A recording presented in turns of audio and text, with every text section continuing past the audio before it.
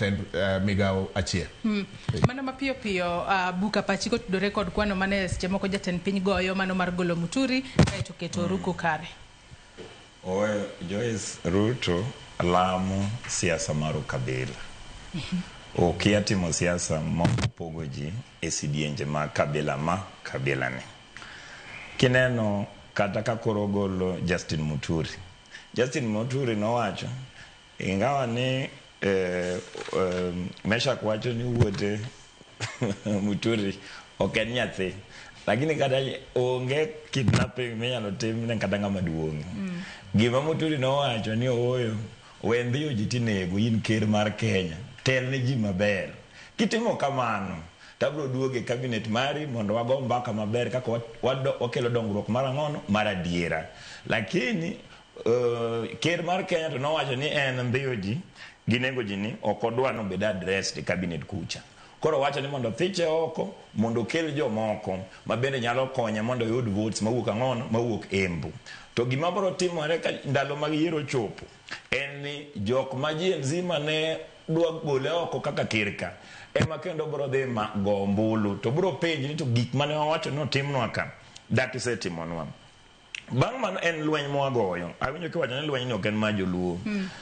Mokwongo lweny mar kelo ngima maber e piny ka en lweny mar ng'ata.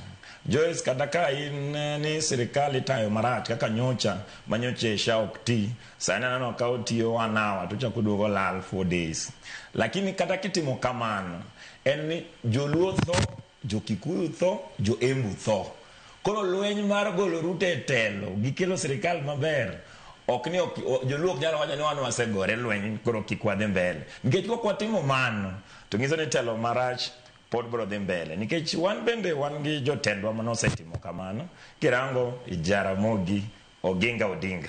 Donge nowacho ni sirikal mar Jomo Kenyatta cha ni ji kwele ahinya. Ni mano sirikal moko nyal beti. Bo wuok oko bo dhi bolando ni an kawuono kaka an jalup mar ker. Ok achak donje sirikal ni kendo nikech sirikal ni gin mar jomecho gi mag jokuoe. Gima wan wapingo ni riwruok mar ker Ruto mane ji osekwedo mokalo gi kerwa mar Raila Amolo Odinga nomiyo Ruto teko. Koro Ruto wang'e tek, owuotho to yenyo to riambo, to koseriambo kamano to ji tho. To an bende wawacho ni kata ne wating'o sufria wiwa kamano, jomoko noting'o sufria wigi to nokoduogo dala, joge no tho kago lweny. Wawacho ni kidhi muso wadu kata samoro aparo ni Meshak ka wagore kucha bi mama wuonegi koro wabiro waloso kwe omewa manyasi moro. Ok wawacho ni to jok manotho ka ok wawache nyingi kata wandikna gi chok e piny kanyo. Koro wanawacho ni jok manotho ok gin number 2, mago joma be number 1 ma nyalo kelo lokruok mar adiera ngono e Kenya ka im. E weche mag katiba to kik kelnwa nikech katiba mowacho mar article 1 wacho ni all the sovereign power are with the people of Kenya and they can exercise it indirectly or directly. In fact, Ruto ne wamiyo power indirectly. Mondo timangono, mondo tinwago, obet misumba mar jopiny. Lakini kwa mi power ne jopiny, to kitine jopiny. Nyiso ni violation mar ni sovereign power chat. Nego bed no nyalo bedo exercise directly gi jopiny. Emo miyo samoro baba wacho kana ngono, ni kiny wanie ndara, walando ng'anyo.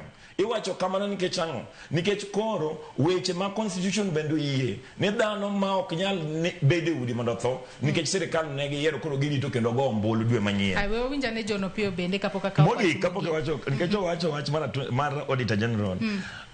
Moko nganyalo wacho ni sirikal ma Kenya kwanza ni ok mosetero bile parliament mar golo position mar Auditor General. Nikech Auditor General no bende ngeni osewacho ni badhi mantie sirikal ni ok nyal thiedhi nyaka gol mana oko gitiende. Ng'e man chori in kiwacho ni Auditor General ni nyalo konyowa to ando wacho ni revolution ma nyalo konyowa. Kinyalo bedo ni kosa na jopiny mang'eny. Ero kawa. John in korka